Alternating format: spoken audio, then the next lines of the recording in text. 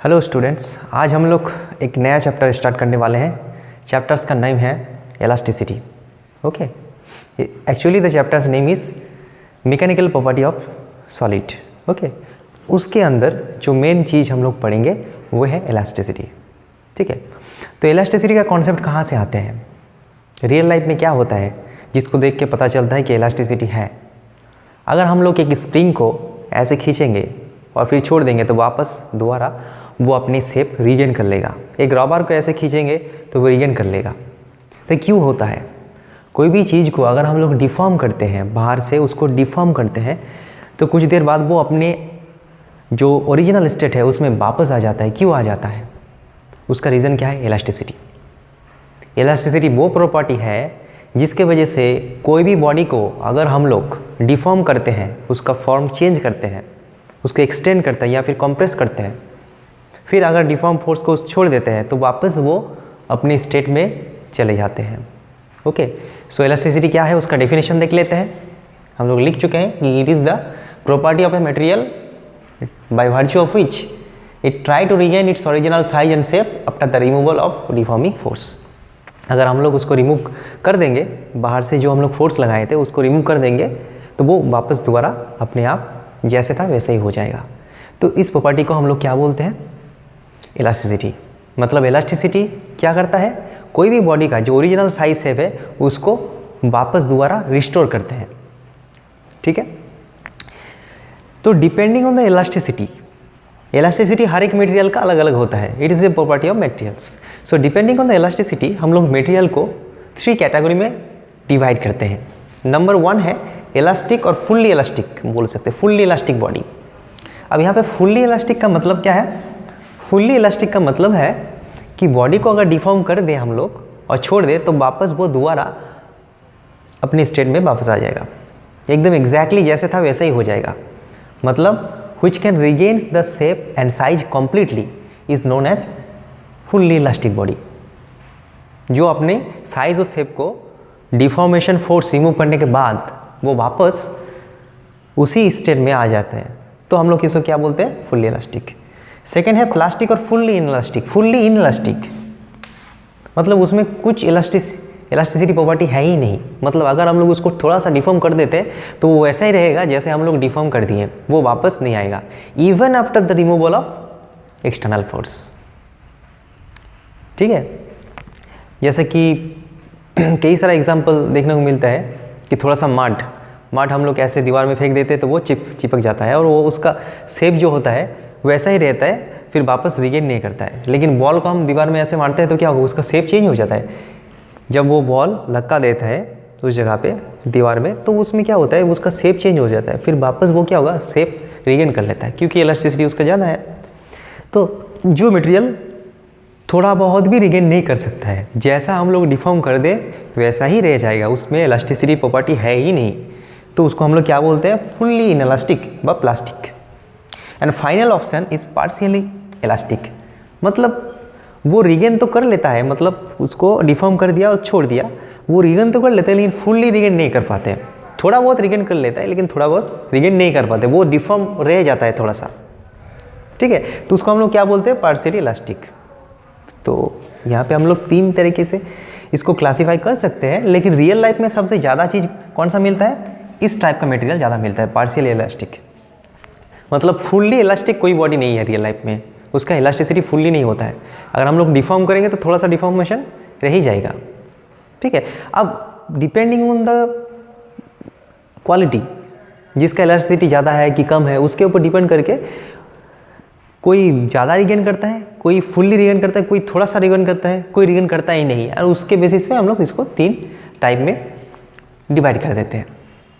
अब हम लोग क्या करते हैं? बात करते हैं कि अगर हम लोग बाहर से हम लोग इंटरनल में जाने की कोशिश कर रहे हैं कि मटेरियल के अंदर क्या हो रहा है। मटेरियल के अंदर जब हम लोग बाहर से फोर्स लगाते हैं ऐसे, तो छोड़ देने के बाद वो वापस आ जाता है, लेकिन क्या होता क्या है उसके अंदर वो थोड़ा सा हम लोग समझ लेते हैं।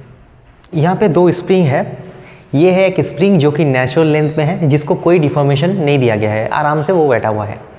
अब यहाँ से हम लोग बाहर से एक फोर्स लगा के इसको डिफॉर्मेशन कर रहे हैं, मतलब इसका लेंथ इतना था, वो लेंथ थोड़ा सा बढ़ गया है।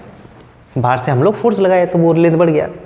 अब जो डिफॉर्मेशन होता है तो क्या होता है उसके अंदर, कोई भी मटेरियल के बाहर से अगर हम लोग फोर्स लगाते हैं, उसमें डिफॉर्मेशन लाते हैं, तो उस मटेरियल के अंदर क्या होता है, एक फोर्स जनरेट हो जाता है जो कि एक्सटर्नल फोर्स को अपोज करता है। इलास्टिसिटी जो प्रॉपर्टी है उसके वजह से वो रिगेन करता है। क्यों रिगेन करता है? क्योंकि जब हम लोग बाहर से कोई फोर्स लगाते हैं तो इंटरनल में, उसके इंटीरियर में भी एक फोर्स जनरेट हो जाता है जो कि उसको रिस्टोर करने की कोशिश करता है। और वो फोर्स क्या होता है, एक्सटर्नल फोर्स का ठीक ऑपोजिट होता है। जैसा कि स्प्रिंग को हम लोग बाहर की ओर फोर्स लगाएं तो इंटरनल जो फोर्स डेवलप होगा वो क्या किधर होगा, इधर होगा। और इसीलिए इसका नाम क्या है, इसका नाम हम लोग बोलते हैं रिस्टोरिंग फोर्स। इलास्टिक फोर्स बोल सकते हैं, इलास्टिक फोर्स और restoring force. Why elastic force? इसका नेम इलास्टिक फोर्स क्यों हुआ? क्योंकि ये इलास्टिसिटी प्रॉपर्टी की वजह से एक फोर्स जनरेट हो रहा है उसके अंदर just opposite to the external force, इसीलिए उसका नाम है इलास्टिक फोर्स। और रिस्टोर कर रहा है, वो फोर्स क्या करता है, रिस्टोर करता है इसको। अब देखो अब क्या है, अब तो बैलेंस में है, बाहर जितना फोर्स अंदर उतना ही फोर्स जनरेट हो गया है। जब बाहर वाला फोर्स हम लोग छोड़ देंगे तो अंदर वाला फोर्स क्या करेगा, अभी इधर तो कोई नहीं है तो वो फिर इधर इसको ले जाएगा वापस। तो ये जो फोर्स होता है उसका नाम है restoring force. It always restore the original situations after the removal of external force, that's why it is known as restoring force. ठीक है, तो बाहर से हम लोग जितना फोर्स अप्लाई करते हैं उतना ही ज़्यादा फोर्स इंटरनल में भी जनरेट हो जाता है। अब कैसे पता चलेगा, एक रबर लेके अगर हम लोग ऐसे थोड़ा सा उसको एक्सटेंड करके छोड़ देंगे तो यहाँ पे थोड़ा सा लगता है रबर, क्योंकि वहाँ पे रिस्टोरिंग फोर्स डेवलप हो गया था। फिर जितना ज़्यादा हम लोग दूर उसको खींचेंगे और छोड़ेंगे तो उतना ही ज़्यादा हाथ पे लगेगा। क्यों? क्योंकि जितना ज़्यादा खींचेंगे उतना ही ज़्यादा रिस्टोरिंग फोर्स, बाहर से हम लोग फोर्स लगा रहे हैं उतना ज़्यादा, तो अंदर में भी उतना ही ज़्यादा फोर्स जनरेट हो रहा है। मतलब बाहर का force is exactly equals to the internal force. Okay, जब इसको रिमूव कर देते हैं तो ये उसको वापस उसी जगह पे वापस ले आते हैं।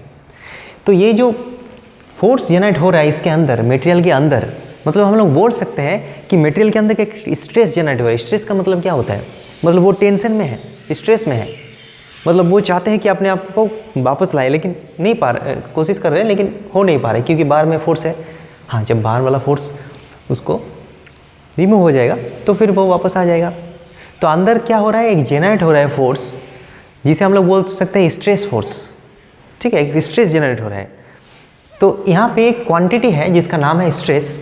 तो उसका डेफिनेशन क्या है, उसका डेफिनेशन है it is the force generated internally, obviously generated within the material, within the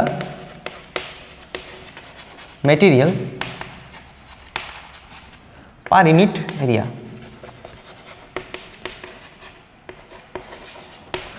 पर यूनिट एरिया में जितना फोर्स मटेरियल के अंदर जनरेट हो रहा है उसे हम लोग स्ट्रेस बोलते हैं। तो स्ट्रेस का फॉर्मूला क्या होगा, force per unit area, not force, it is restoring force लिख सकते हो।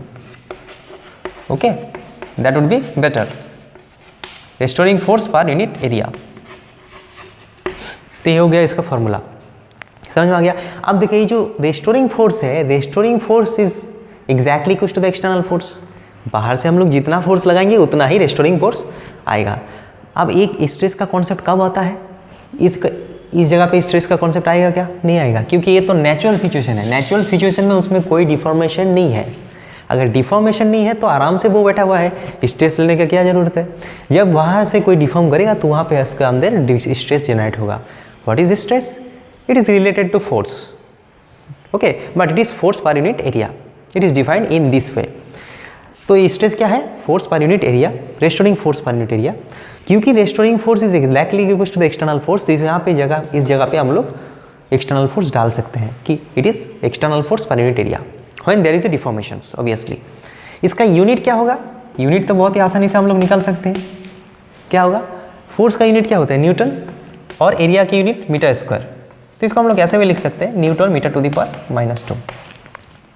ठीक है, तो ये है स्ट्रेस। इसका डायमेंशन निकाल सकते हैं, mLt-2 is the force, area L square, so mL-1 t to the power -2। कोई भी चीज़ हम लोग इसका निकाल सकते हैं। इसमें CS का यूनिट क्या होगा, डाइन पर सेंटीमीटर स्क्वायर।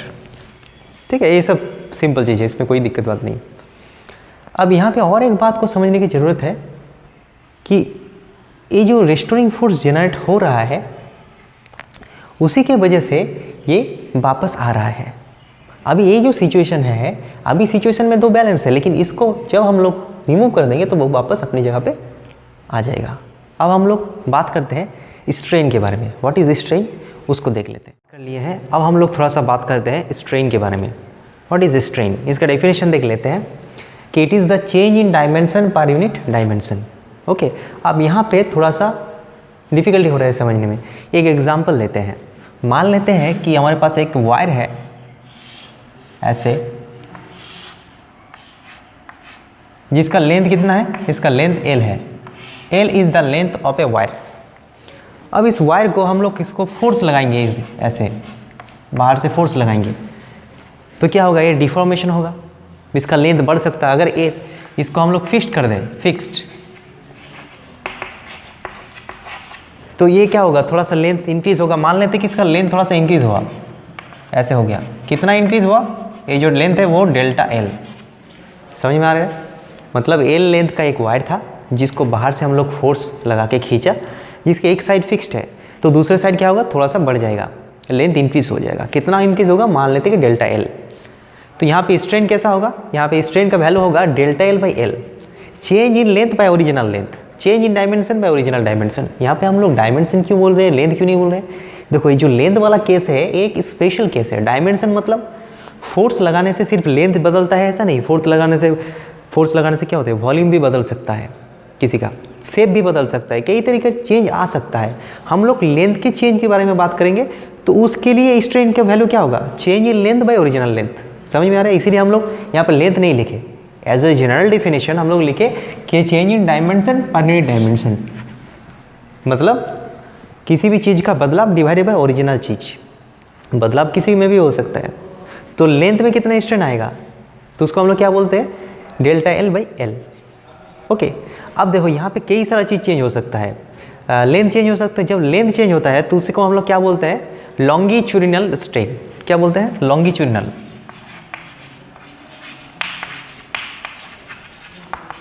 स्ट्रेन। इसका मतलब क्या होता है, इसका मतलब होता है लेंथ का स्ट्रेन। एक्चुअली इट इज़ क्या है, लेंथ स्ट्रेन। मतलब याद रखने के लिए ऐसे जानना जरूरी है कि लेंथ स्ट्रेन को हम लोग अलग से बोलते हैं लॉन्गिट्यूडिनल स्ट्रेन, मतलब change in length by original length. Change in length by original length, मतलब इसका वैल्यू क्या होगा, delta L by L। For example हम लोगों के पास एक वायर है जिसका लेंथ है 10 सेंटीमीटर, उसको थोड़ा सा फोर्स लगाने से वो कितना इंक्रीमेंट हुआ, 0.1 सेंटीमीटर इंक्रीमेंट हुआ, 1 mm इंक्रीमेंट हुआ। तो डेल्टा L कितना हुआ, 0.1 सेंटीमीटर, और पहले कितना था, ओरिजिनल वैल्यू कितना था, 1 सेंटीमीटर। तो डेल्टा स्ट्रेन कितना हो जाएगा, 0.1 बाई 1, मतलब 0.1 नॉट 0.1। इसका कोई यूनिट नहीं होता, याद रखना है। डेल्टा L बाई L, यहाँ पे भी सेंटीमीटर, नीचे भी सेंटीमीटर, तो इसका कोई यूनिट नहीं रहेगा। It is unitless and dimensionless. समझ में आ रहा है, तो ये है स्ट्रेन। अब शेप चेंज होता है तो उसको हम लोग बोलते हैं रिजिडिटी मॉड्यूलस, उसको अलग बात है, उसको हम लोग बाद में देखेंगे। पहले क्या है, लॉन्गिट्यूडिनल स्ट्रेन, मतलब लेंथ में बदलाव आते हैं, तो फिर वॉल्यूम में बदलाव आएगा, वो बाद में देखेंगे। तो ये है इसका definition, change in dimension per unit dimension. ठीक है, अब यहाँ पे ध्यान देने वाली बात है, ये जो स्ट्रेन है इसके अंदर क्या है, चेंज है। स्ट्रेन जो क्वांटिटी है उसके अंदर क्या है, strain quantity is related to the change of dimension. मतलब बाहर से जब हम लोग फोर्स लगाते हैं तो किसी भी बॉडी में डिफॉर्मेशन आते हैं, किस टाइप का आएगा वो depending on the situation. Length में भी बदलाव आ सकता है, शेप में आ सकता है, या फिर वॉल्यूम में आ सकता है। तो वो जो बदलाव आता है वो किसके अंदर है, स्ट्रेन के अंदर। मतलब स्ट्रेन जो क्वांटिटी है उसके अंदर बदलाव है, चेंज इन डायमेंशन। और जब हम लोग बाहर से फोर्स लगाते थे तो अंदर क्या होता है, एक स्ट्रेस डेवलप होता है। स्ट्रेस का डेफिनेशन क्या था, फोर्स पर यूनिट एरिया, मतलब अंदर डेवलप होने वाला फोर्स जो कि equal to the external force है। पिछले दिन हम लोग बात किए थे। तो ये दो फोर्स बराबर है, मतलब फोर्स किसके अंदर है? स्ट्रेस के अंदर। मतलब जो फोर्स है that is related to stress and change in dimension related to strain. और रियल लाइफ में अगर हम लोग सोचें कि जो चेंज आएगा वो किसके साथ प्रोपोर्शनल है? जितना ज़्यादा फोर्स लगाएंगे उतना ही ज़्यादा चेंज आएगा। समझ में आ रहा है कि नहीं आ रहा है? तो यहाँ पे हम लोग एक बात बोल सकते हैं, क्योंकि फोर्स के साथ चेंज प्रोपोर्शनल है तो हम लोग बोल सकते हैं stress is proportional to strain. Is it okay? Stress is proportional to strain. Stress और स्ट्रेन क्या है? प्रोपोर्शनल है। और इसको हम लोग क्या बोलते हैं? इसको हम लोग बोलते हैं हुक्स लॉ।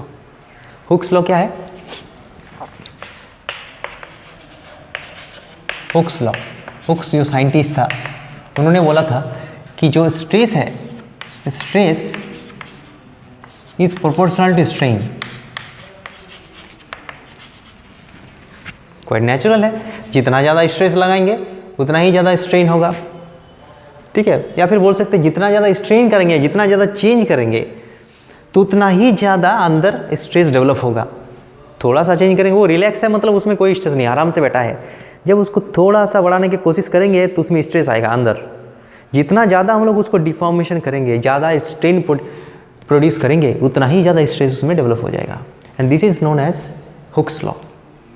लेकिन इसका भी एक लिमिटेशंस है। स्ट्रेस स्ट्रेन प्रोपोर्शनल है, ठीक है, लेकिन हम लोग स्ट्रेन को अगर बहुत बढ़ा दें तो क्या होगा? ये सफिशिएंट स्ट्रेस डेवलप नहीं हो पाएगा। मतलब रियल लाइफ में क्या होता है, देखो सोचना पड़ेगा कि कोई भी इलास्टिक मटेरियल जिसका इलास्टिसिटी प्रॉपर्टी है, उसको अगर हम लोग डिफॉर्म करते हैं तो वापस उसी जगह में आ जाता है। लेकिन हम लोग एक बहुत ज़्यादा डिफॉर्म कर देंगे, लिमिट से ज़्यादा, तो क्या होगा? वो फिर वापस नहीं आ पाएगा। मतलब उसका जो स्ट्रेस है, मतलब उसका जो इलास्टिक प्रॉपर्टी है, उसका भी एक लिमिट होता है। तो उसको हम लोग क्या बोलते हैं? Proportionality limit, with in the limit of elasticity. Elastic एक लिमिट होता है जिसके बाद अगर हम लोग फोर्स लगाएंगे, डिफॉर्म करने की कोशिश करेंगे, तो वो सफिशिएंट नहीं होगा। इलास्टिसिटी जो है उसका प्रॉपर्टी वो बर्बाद हो जाएगा, वो उसको वापस लाने में सक्षम नहीं होगा। तो वो जो लिमिट होता है उसे हम लोग क्या बोलते हैं? लिमिट ऑफ प्रोपोर्शनलिटी या फिर इलास्टिक लिमिट। इसीलिए जो हुक्स लॉ है वो कैसे स्टेटमेंट दिया जाता है उसका, कि within the elastic limit stress is proportional to strain. तो उसे थोड़ा सा लिख लेते हैं। हुक्स लॉ क्या है, इसको लिखते हैं स्टेटमेंट को, within elastic limit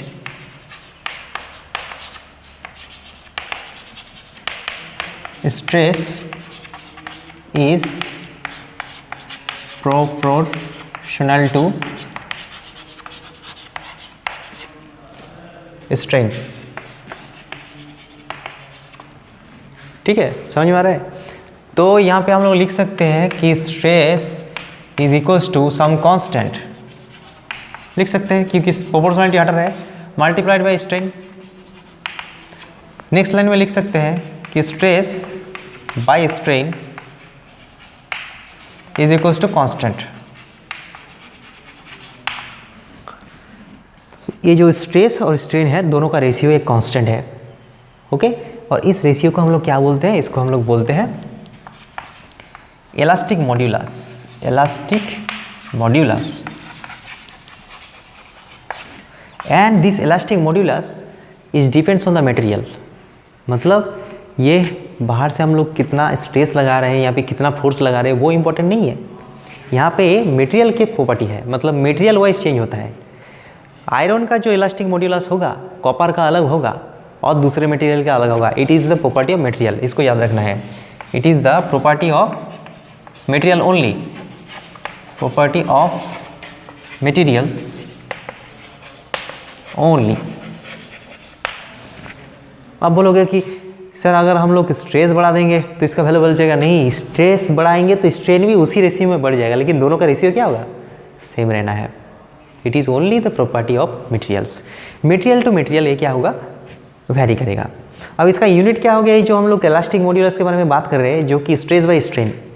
stress और स्ट्रेन का रेशियो एक कांस्टेंट है जिसे हम लोग इलास्टिक मॉड्यूलस बोलते हैं, और वो चीज़ मटेरियल के ऊपर डिपेंड करता है। मटेरियल टू मटेरियल इसका वैल्यू वेरी करता है।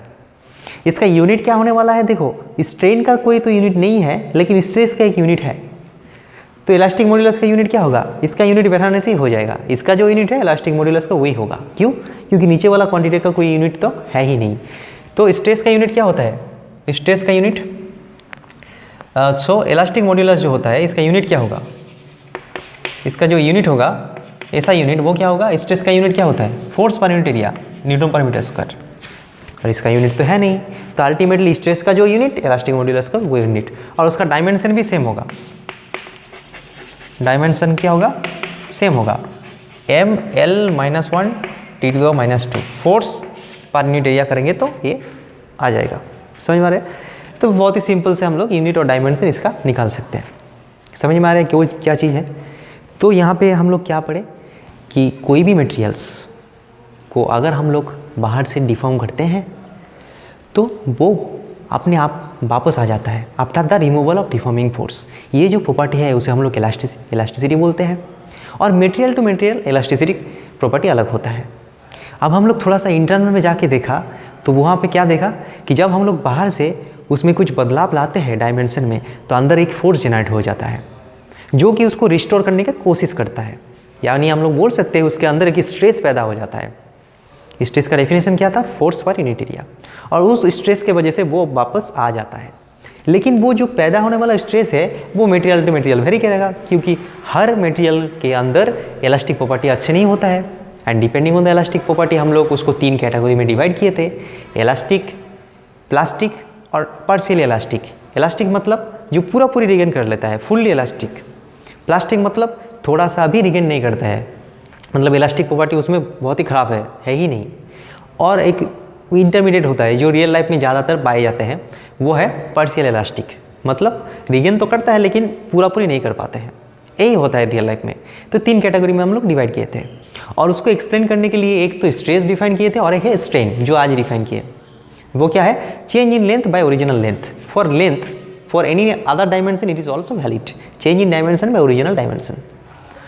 तो जो हुक्स है साइंटिस्ट, उन्होंने क्या बोला? उन्होंने बोला कि विद इन इलास्टिक लिमिट, एक पर्टिकुलर लिमिट तक अगर आप उसको स्ट्रेन पैदा करेंगे, मतलब उसमें कुछ बदलाव लाएंगे, क्योंकि बदलाव लाएंगे तो स्ट्रेन का कॉन्सेप्ट आएगा। स्ट्रेन का कॉन्सेप्ट मतलब क्या है? Change in length by original length. तो बदलाव तभी आएगा जब बाहर से हम लोग कुछ लगाएंगे। तो अगर हम लोग उसको स्ट्रेन करेंगे तो उसके अंदर डेवलप होने वाला स्ट्रेस उसके साथ प्रोपोर्शनल होगा। जितना ज़्यादा आप उसको स्ट्रेन पैदा करेंगे उतना ही ज़्यादा स्ट्रेस उसके अंदर पैदा हो जाएगा in order to regain its size and shape, but within a proportional limit. This is known as Hooke's law. तो हुक्स लॉ से पता चलता है कि stress is proportional to strain और stress by strain is equal to constant, and this is known as elastic modulus. Okay, elastic modulus is a property of material. It is varies from material to material. It is not depends on anything. It is only depends on material. Copper का जो होगा, iron का अलग होगा, zinc का अलग होगा, अलग अलग मटेरियल का इलास्टिक मॉड्यूलस अलग होगा। हम लोग कोई भी स्ट्रेस स्ट्रेन लगा ले, लेकिन दोनों का रेशियो क्या होगा? हमेशा सेम होगा। और उसका यूनिट और स्ट्रेस का यूनिट सेम होगा, क्योंकि स्ट्रेन का कोई यूनिट नहीं होता है। स्ट्रेन क्या होता है? यूनिटलेस और डायमेंशनलेस होता है। तो इसको हम लोग पहले समझ लेते हैं, उसके बाद हम लोग क्या करेंगे नेक्स्ट क्लास में न्यूमेरिकल्स करेंगे इसके ऊपर, ठीक है। और हम लोग कुछ मॉड्यूलस के बारे में बात करेंगे अलग अलग केस में।